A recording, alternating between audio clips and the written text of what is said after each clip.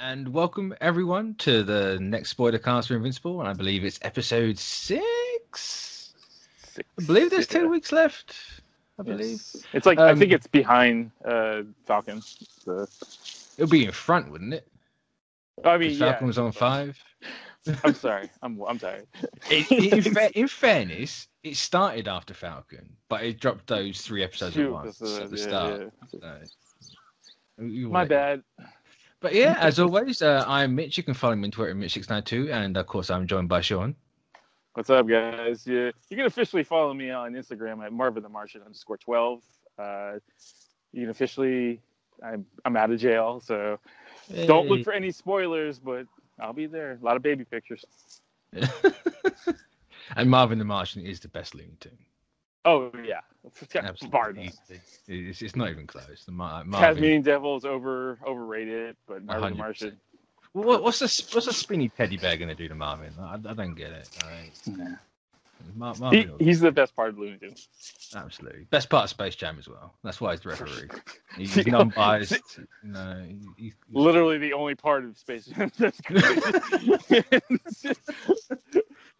But anyway, we are here to talk about Invincible episode 6, and I think this one, for a quick impression, was on par with last week's.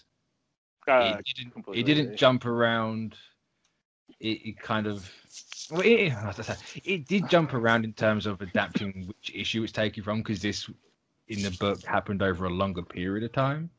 Mm-hmm. But it was like, no, we're going to just condense this entire subplot into one thing and one episode, and we're going to focus on that. So yeah, I think that's where this show shines. Yeah, I think, and if I'm, remembering correctly, the animation kind of got a little bit better too. It feels like it's getting better. It feels like they really had to blitz those first 3 episodes, and this back half they're allowed to take a bit more time with it.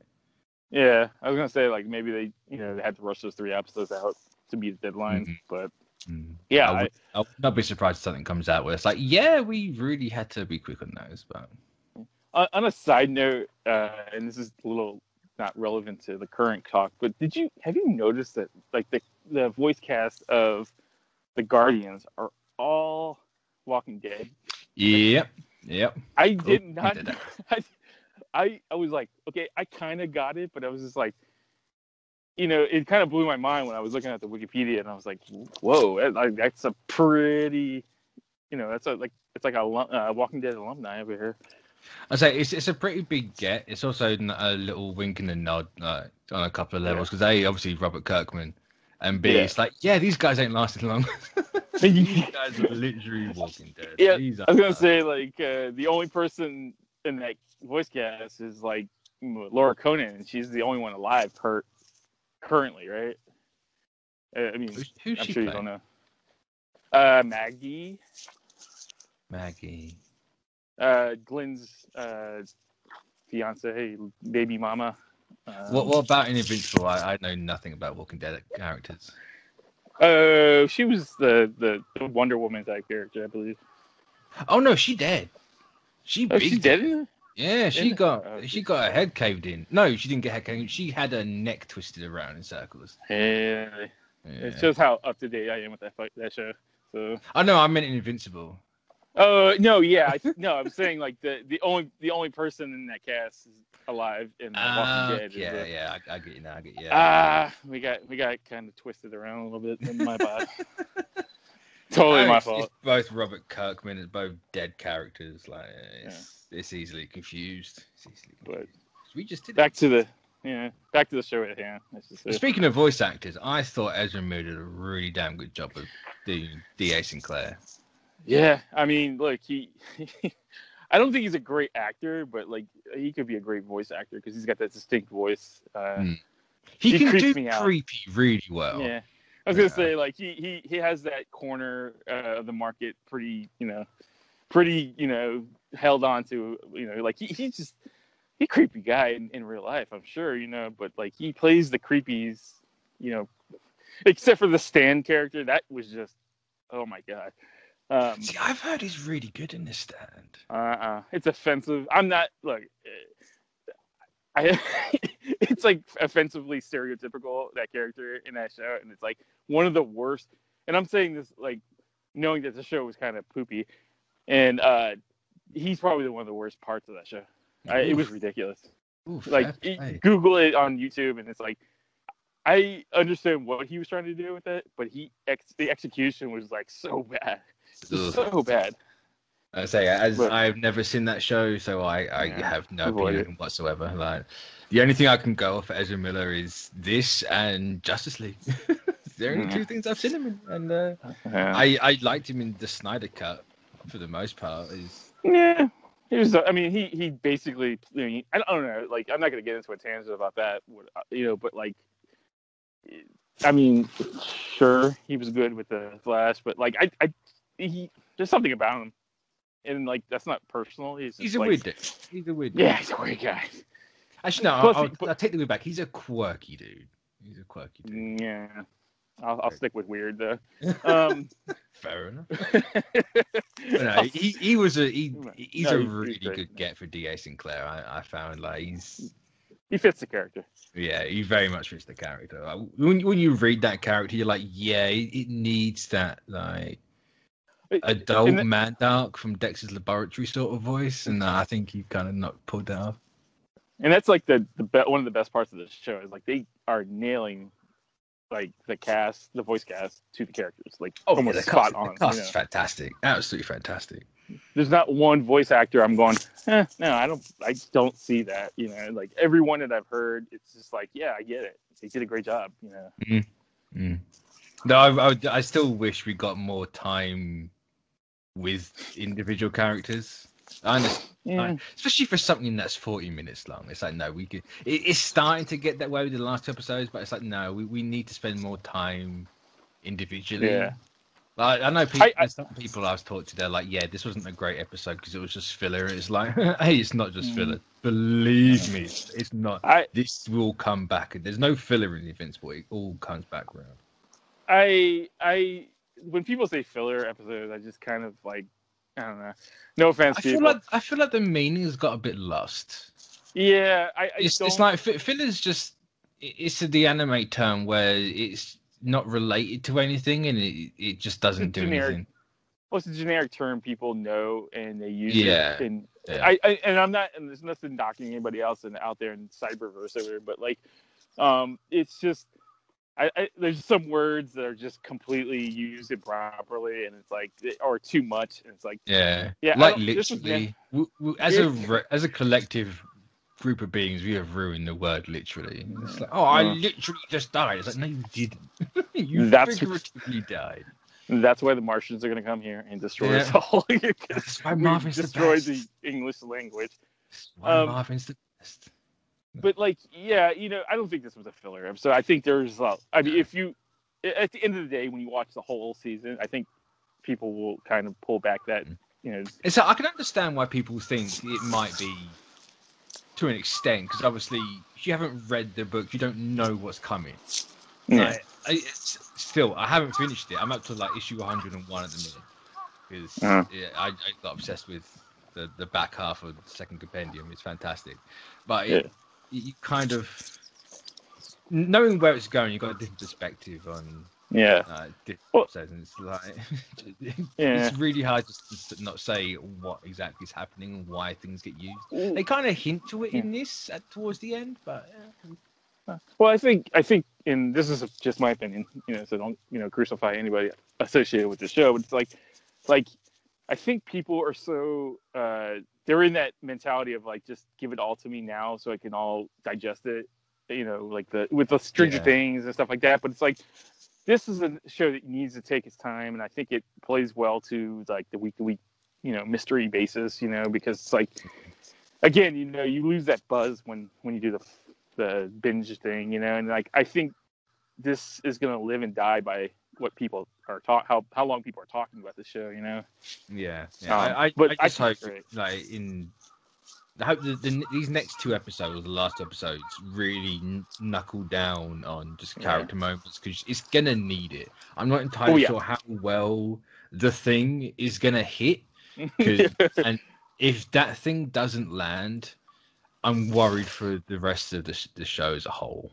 Quite honestly, and that's I think my opinion is like I think they did a lot of this rushing is like they didn't know if they're going to have a second season or not, so let's put as much as we can in the show, that people can grab onto. But I think that comes with a toll, though, because like people are going to be like, people like fans like you are going to be like, like they skipped over a lot of stuff, and like.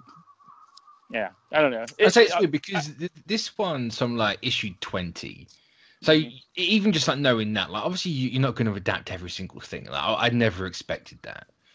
I'll give it the benefit of the doubt. I think the show has given me enough goodwill to at least give them the benefit of the doubt of like I'll watch the last 2 episodes, and if they stick the landing, then I'm on board.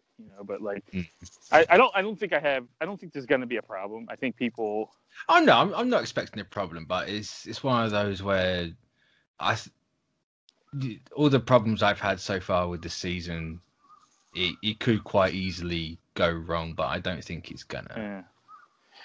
Yeah, I think the benefit of having Robert Kirkman really involved in this is like that, like he is whatever he's doing it for a reason, and like he's I'm putting a lot of faith in Kirkman right now. Just like, please, like. Well, I think if it was handled by a different person, it might have more a little bit me worried a little bit more. But like I think that as long as the person that created the character is involved, they are doing things and cutting things and rearranging things for a reason that they feel like that's what needs to be done, Yeah, because it's. I don't know. I appreciate how faithful it has been, because even with cutting everything out, everything it's got in there is exactly the same. Mm-hmm. It's just like this is like dialogue's probably slightly different because it's always going to be different, and with how old those issues are, I'd hope it'd be different because there is some there's some language in this thing that would not fly. It's just like no, they said that. Yeah. No, I do have faith, and they have cherry picked some things from later issues, but for the most part, they're still relatively early on, so it's fine. In your opinion, like knowing that you have read the source material, do you think that they could go back and retell those parts that were cut? Oh yeah, they could do that quite easily. I think it helps where they haven't had a lot of the character development stuff in there, so you could easily just put that in whenever. And I think a lot of it can come. I think a lot of it is because they're holding back on one specific thing. Yeah. That's slightly. It's not as big as the episode 1 cliffhanger, but it's to do with that, and they're holding back on it. And I think a lot of the stuff they've glossed over is in relation to that and the development. And once that happens, you're going to get a lot of that back.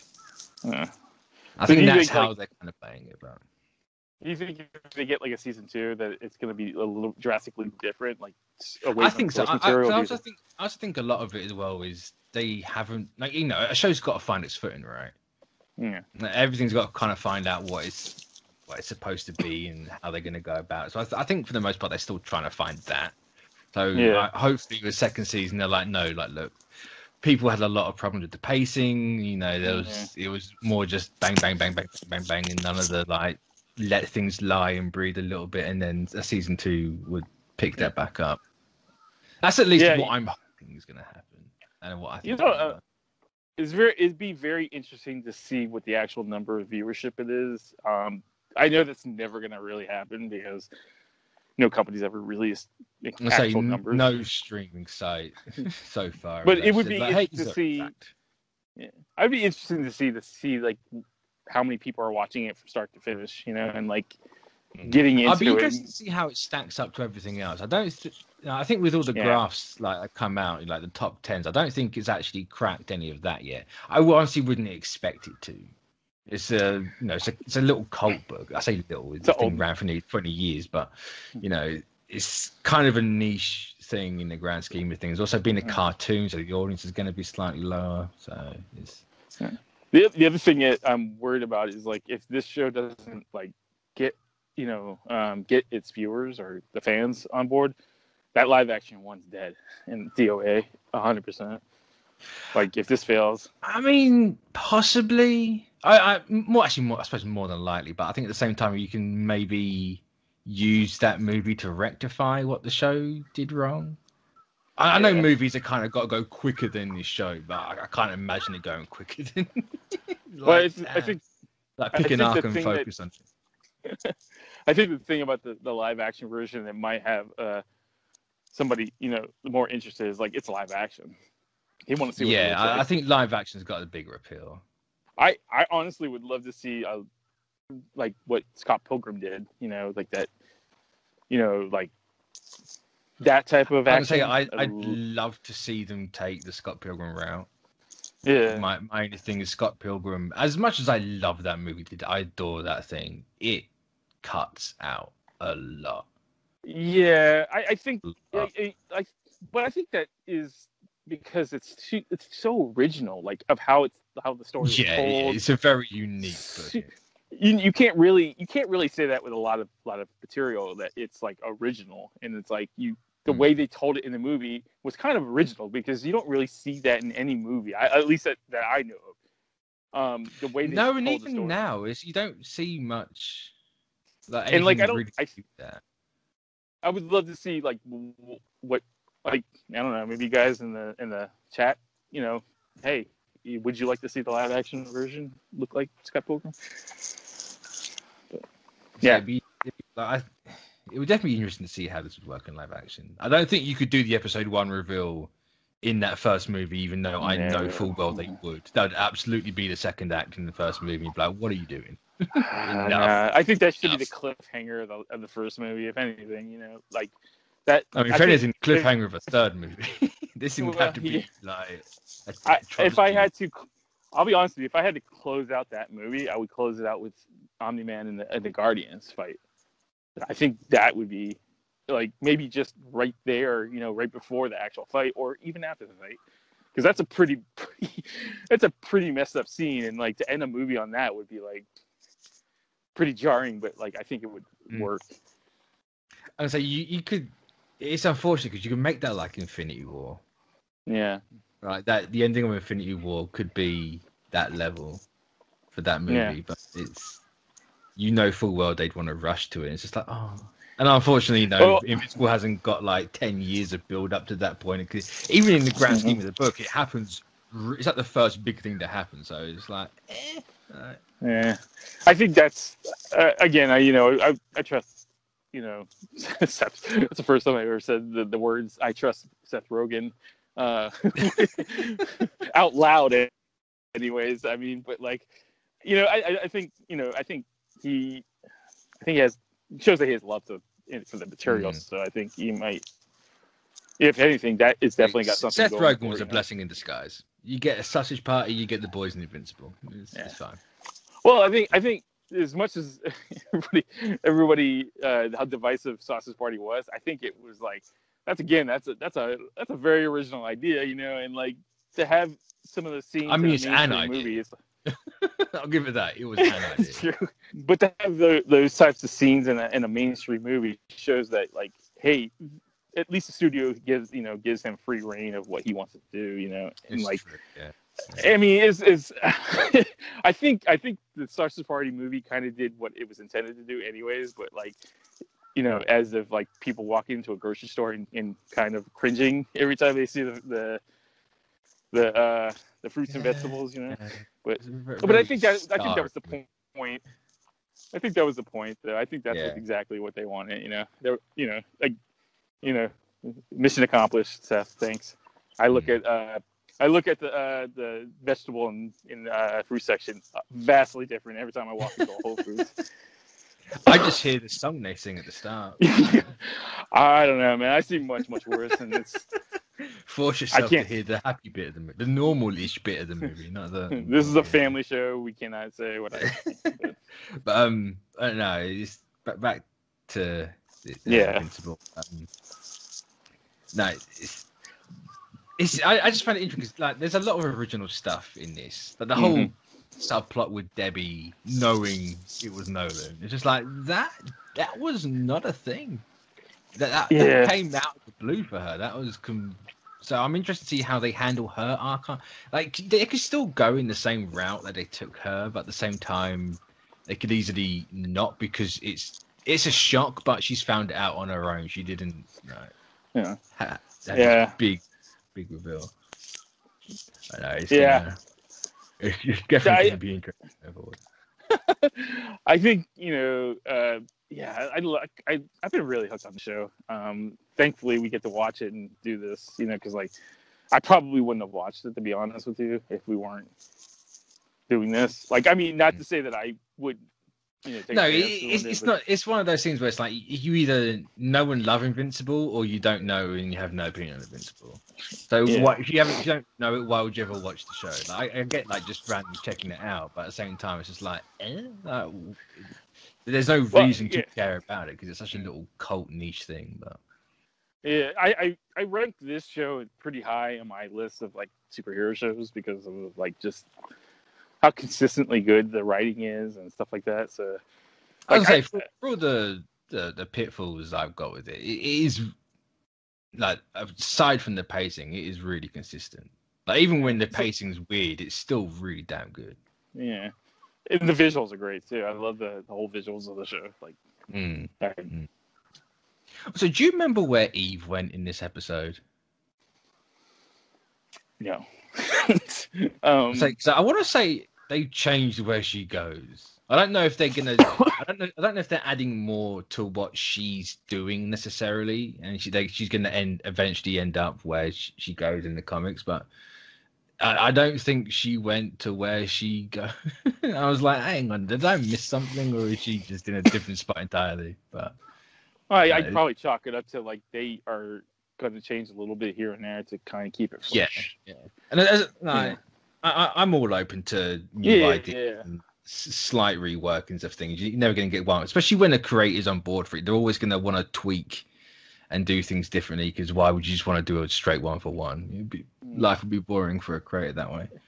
In that, it's like, it's kind of safe too, because like it's the creator of the character, so he's not going to do anything that's going to be detrimental to his IP, so he's gonna do what he feels like he probably wanted to do in a comic, but he could never do. Yeah. Even though it's not a massive thing, like Debbie knowing is.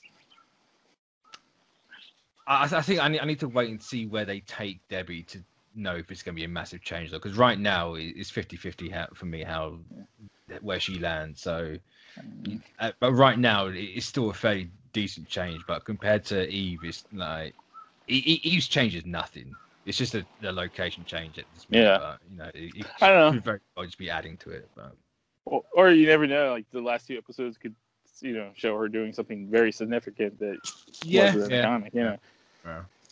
Well, I just hope it, because what this whole show's missing is it's the deconstruction of like. Yeah. Subverting tropes that are in comics at the time. And it's like I'm not getting that feeling, but it's still really. I'm still really enjoying it. So hopefully you can get to that. But. Hopefully they, maybe in season 2 they can kind of more deep, go deeper into that whole aspect of it. I just feel like the first season's kind of like a sales pitch to the audience. It's finding your footing in it. Like, hey, like if you like this, season 2 is gonna be great. And I still think the Molly twins are like one of my favorite characters in the show. I adore them so much. And the thing is, there's not a single bad character in this entire story that goes on, or at least in the first 100 issues, I have not come across a single bad character or a single bad arc. They are all fantastic in their own right, and they're so different from one another, and the Mulder twins are definitely up there. They're one of the first people you meet, and it's like, these guys are fantastic. I'm glad they hang around. I think, them, Monster Girl, I love Monster. Fire, God, I can't remember. Rexplode. Rexplode. He's like, I like Rick Grayson, and Mark Grayson. I'm Mark Grayson. My bad. Sorry. not Nightwing. Copyright. This is not intended to. I'm not. No DC. No, it's absolutely intentional. He wants you to get confused because let's be honest, yes. he's kind of very Grayson. Oh, I'm very Grayson. Yeah, but no, yeah, I like him, but I think I like the peripheral characters a little bit more because they got more, I don't know, personality than if that makes any sense. Yeah, I can say at the minute, it's very much he exists solely to get his ass and his crap pushed in. That's his sole purpose right now. He just gets the living hell beaten out of him. It's just like, yep, that's Invincible, right? Yep, like, yep. He exists till he die. That is exactly his character in a minute. Yeah, and I think Omni-Man is an interesting character too because of like what could be possibly happening to him in the future. Oh boy! Hopefully, I tell you, even if they don't get to finish the entire thing and they just get to where I'm up to, it's more than enough with everyone. Yeah. Even the people we have met so far, it's more than enough for everyone. They do such a. Yep. And it's so hard not to spoil a damn thing about it. All I want to do is like, this happens, wait till you meet Blur. And it's like, no. Even though I could drop the name of like the best villain they've had so far and no one would know what the hell I'm talking about. But it's like, no, I need to keep it a surprise for people. After the last episode, I looked up Battle Beast and I'm like, man, this like, and I was like reading out the character. He's so cool. Yeah, I was like, this is probably a great spin-off character too, because like he could definitely like spin off into like an interesting, sideshow or something like that. With give me a Battle Beast like parody of Captain Bucky O'Hare. Yeah, I did with Al versus like in his whole because his whole quest in the comics is interesting in itself because it's like he just wants to find a person that could give him the best fight. He's like, he literally just travels the multiverse looking for fights. And they didn't say that in this like last week. I don't remember them saying it, but they can always just bring it back and be like, yeah, this is my thing. No. Well, I just hope that they don't one off him, because it's too interesting of a character. I don't think they will either, but it's always the fear because like you only see him in one episode of like a show. It's like I want more of that character. They nailed the introduction of him, absolutely. Yeah. Oh, yeah. They absolutely nailed him. We just clobbers through that crap out of Mark. So much so that I just, after watching the episode, I just started reading up on him in the character. And it's like, man, this character's really, really, really interesting. Like, and he looks really cool as well. He's got a well, he reminds me of like a Thundercat. A multiversal like Hulk Thundercat, like he's just and like in his storyline in the comic is even more interesting than I thought than the main story because it's like again this guy's just his life is just and he finally meets that battle that he I'm not gonna spoil it if you don't want to read it but it's interesting. What we're saying is read the damn book. Yeah, read it. Now, everyone I know that watches them was like, yeah, but read the book. The show's good as like an appetizer to the whole thing. Read the book. You will not regret it. It's still on sale on Comixology. It's still 50% off. I was going to say, go to Comixology, buy the comic, or buy the runs. And that shows Amazon, hey, there's somebody interested in this show, that keeps interest in the show too, so. And I wish I was sponsored to say that, but I'm not. Yeah, I was gonna say I wish we got like an endorsement from Amazon, or Comixology, but maybe we can saying it now. Just keep saying Comixology. Hashtag Comixology. Amazon, please give me that Bezos money, huh? Please. He won't even know it's missing. Come on. I am $360 billion last year. I think they can afford 2 discount codes for Comixology. It's completely off topic. I saw this meme earlier, and it's like Jeff Bezos as Zemo doing the Winter Soldier command words to activate the chip in people's heads. It's just like, oh, it's so good. Like, Bezos.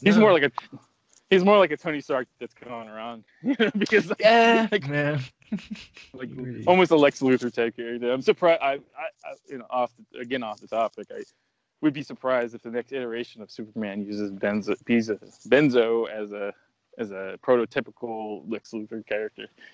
Because let's face it, man. I'm surprised either, to be honest. Dude's bald. He's jacked. He's world dominating. Like, he's got more money than I couldn't even fathom a number that phallic shaped rockets going into space. Come on, this guy's a super villain if you've never heard of one. He's trying to penetrate space. But keep Bezos happy, so I get more Invincible. That's all I want. That's all I care. And other great shows. Oh yeah, the boys. We need the $46 million episode Lord of the Rings show. Oh, you mean this the season? Yeah, right. It's true. You could have. They made the majority of Game of Thrones. Well, I think it's like 7 seasons they made a Game of Thrones, and they still spent less than what that is. Well, I look at it this way: like that 46 million is like probably half the interest they made off of whatever. 486 million. Yeah, that's pocket change for them. Man. Like I'll say, like, he didn't even know it went missing. No, I honestly don't think he knew the project was in development until now. So he's like, "Oh, we're making a Lord of the Rings." Okay. He probably legitimately actually thought it was like he purposely moved the decimal place, so everything's cheaper to him than what he realizes. Or maybe he just thought that we were just gonna make the real Middle Earth somewhere, and $46 million didn't seem too out of the realm of possibilities. So what do you mean it doesn't exist? It's in New Zealand. Well, I mean, it's a tiny. He's gonna make the tower functioning, like he's gonna be the all-seeing eye. Sauron. Let's just take some of that, like, clearly laundered money for the Amazon season, like the Amazon profit, like the tax money that he didn't pay, and just put it in Invincible. Then even the Lord of the Rings show isn't going to notice the money missing from Invincible. Like, come on, now, it's fine. It's all fine. You mean the money from one of 86 offshore accounts that nobody has knowledge of? Is that the 86 we know of, or I'm being very generous. Yeah, on that note, I'm going to end this episode with before we piss off Amazon. God King Bezos happy. So buy Invincible, read Invincible, more importantly. Watch Invincible, and we'll catch you all next week. So bye-bye. Bye-bye.